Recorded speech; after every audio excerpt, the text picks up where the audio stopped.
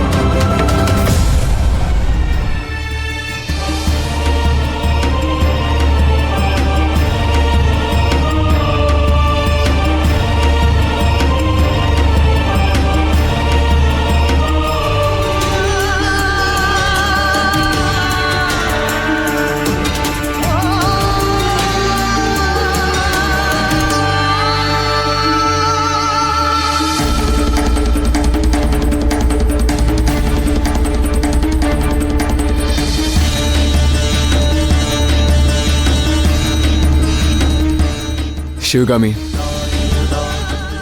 ಇದನ್ ಕುಡಿಬೇಡ.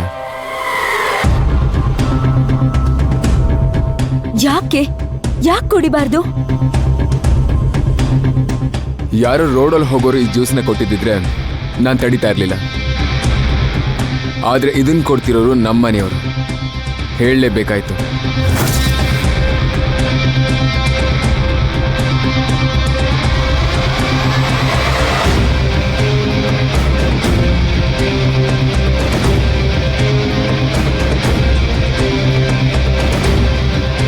ಅಲ್ಲ, ಇದ್ಯಾಕೋ ತುಂಬಾ ಅತಿ ಆಯ್ತು. ಅವ್ರು ಜ್ಯೂಸ್ ಕೊಟ್ರೆ ನಾನ್ ಯಾಕೆ ಕುಡಿಬಾರ್ದು? ಇವ್ರಗಳ ಬಗ್ಗೆ ನಿಮ್ಗಿನ್ನೂ ಗೊತ್ತಿಲ್ಲ ಅನ್ಸುತ್ತೆ. ಈ ಜ್ಯೂಸಲ್ಲಿ ಅವರು ವಿಷ ಬೆರೆಸಿರ್ತಾರೆ. ನಿಮಗ್ ಗೊತ್ತಾಗಲ್ಲ.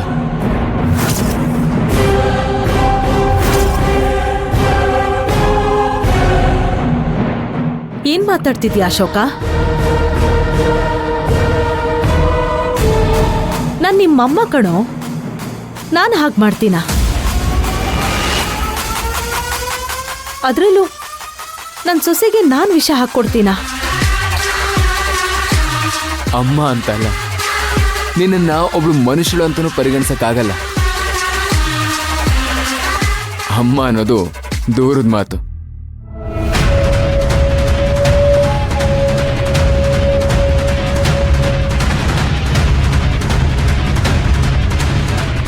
ಏನ್ ಮಾತಾಡ್ತಿದ್ಯಾ ಅಶೋಕ? ಅಂಥದ್ದೇನೋ ಮಾಡ್ದೆ ನಾನು? ನಿಮ್ಮಮ್ಮ ಹೋದ್ಮೇಲೆ ನಿನ್ನನ್ನ ನನ್ನ ಮಕ್ಕಳು ಸರಿಸಮವಾಗಿ ಸಾಕ್ಲಿಲ್ವಾ ನಾನು? ಅದಕ್ಕೆ ನೀನು ಇದೇನ ಕೊಡ್ತಾ ಇರೋ ಪಟ್ಟ? ನನ್ ಮನುಷ್ಯನಲ್ವೇನೋ, ಮೃಗನಾ ನಾನು? ನೀವು ಏನೇನ್ ಮಾಡ್ತಾ ಇದ್ದೀರಾ ಅಂತ ನಾನು ಹೇಳೋದನ್ ಬೇಕಾಗಿಲ್ಲ. ನೀವೇ ಯೋಚನೆ ಮಾಡಿ.